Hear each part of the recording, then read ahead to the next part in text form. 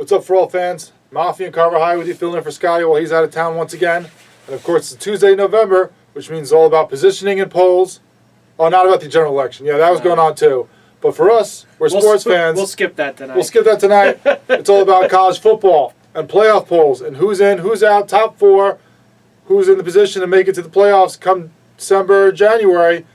Second poll was released today, and after Texas A&M falls after being in the fourth spot, it is now Alabama, Clemson, Michigan, and Washington. That's right, Washington gets the number 4 spot. The Pac-12 team jumps over Ohio State, who people thought might have snuck in there after their big blowout win.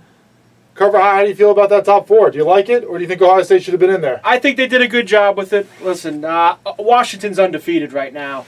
I understand Ohio State's played the tougher schedule. They're the better team. I admit that. Ohio State's better than Washington. They'd probably beat them by 10 or 20 points if they played today on the same field. But I got to give Washington, being in a power conference, not losing a game yet, they still got some tough games ahead of them. I'm willing to let them, let's see what happens with them. If they lose a game or Ohio State beats Michigan, they're going to jump over them anyway. I got no problem with it. Yeah, it is going to be a big move. Obviously, the big game between Michigan and Ohio State is going to determine which of those teams gets in there, possibly. Or who knows, maybe whoever wins that game goes and plays Wisconsin, loses that, and it gets all screwed up and all topsy-turvy. That's what we want. We want chaos. Chaos is always It's better fun. when you have chaos when it comes to all this. And see, even though they've gone now to 4 teams, you're still going to get chaos. That's the great thing about it. Always. You got 5 power conferences, only 4 spots, so someone's going to get left out in the cold, at least one of them. Yeah. I agree with you. I like Washington being in there. You're undefeated. You got to get in that top spot.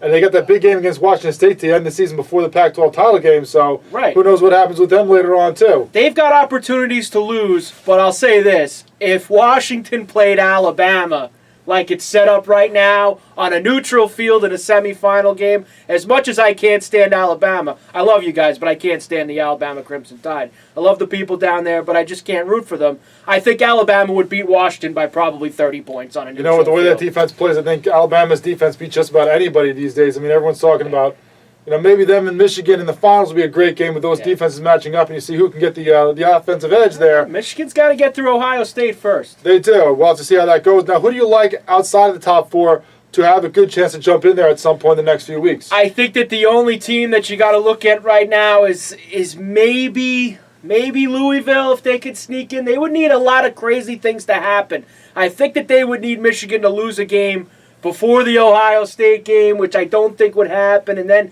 Michigan would have to knock them off. They would need a lot to happen. They would need Washington to lose to somebody before the end of the year. I think too many dominoes right now. There's obviously a chance somebody could sneak in up there.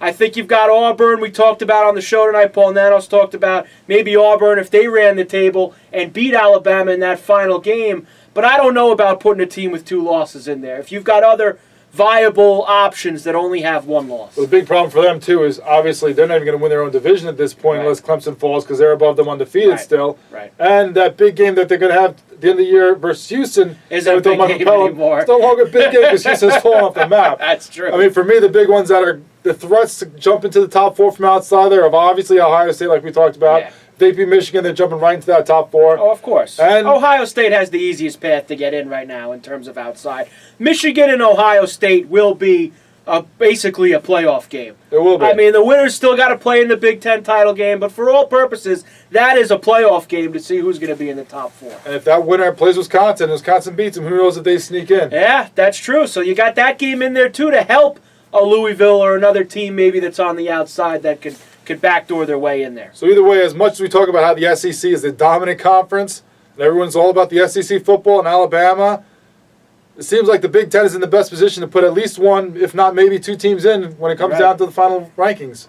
So we'll have to see in the next couple weeks how that goes. For Mafia Carver High, maybe we'll see you again tomorrow night while Scott's out. Have a great night, everybody.